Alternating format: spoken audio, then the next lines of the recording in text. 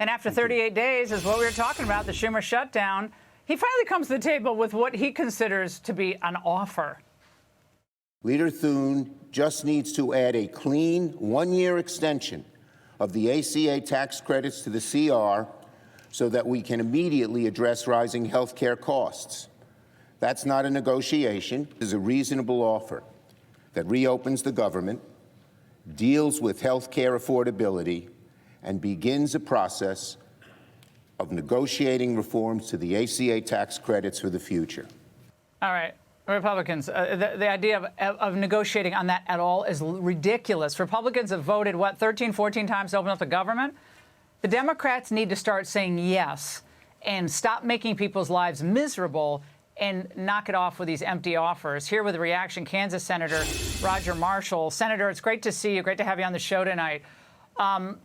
Let me ask you, will you accept this terrific offer by Chuck Schumer tonight?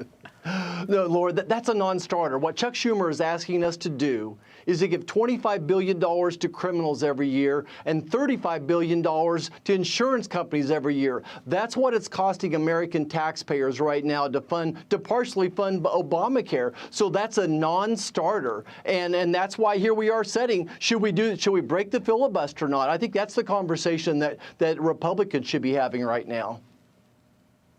Senator, Republicans, especially the more establishment Republicans, are very, very wedded to this idea of holding on to the filibuster with a death grip.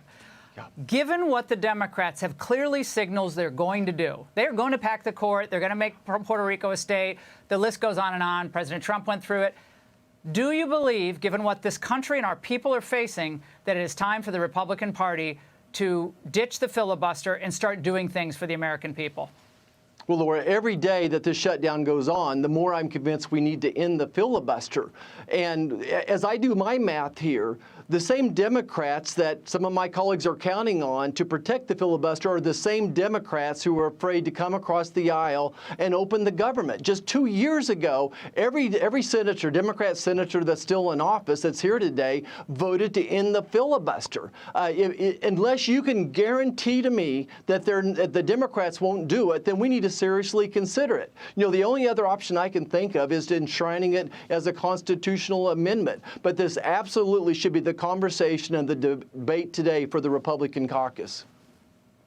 I mean, I talked to Senator Kennedy last night, and he agreed with me and the president that the Democrats will jettison the filibuster. When they get the first chance, they're going to jettison. So it's who does it first, right?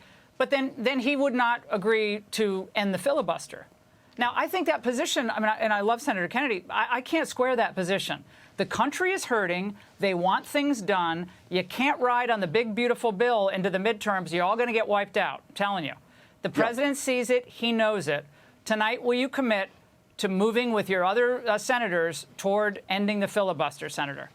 Well, Laura, I'm never going to make a decision like that right now. This is bigger than buying a house. I would never buy a house without making a decision, sleeping on it the next night. But just one more really important point I think to make, in line with President Trump's thinking here. If we ended the filibuster, we could end mail-in ballots, that we would require voting ID.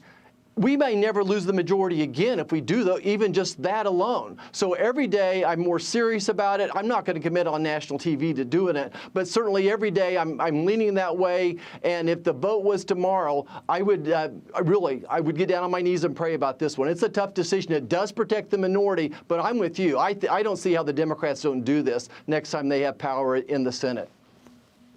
Well, Senator, it's great to have you on the show, and I know the Senate is going to do the right thing here. We've got to help the American people. Only way to help them at this point. We have no other option, unfortunately. Senator, come back soon. Thank you very much. Hey, Sean Hannity here. Hey, click here to subscribe to Fox News YouTube page and catch our hottest interviews and most compelling analysis. You will not get it anywhere else.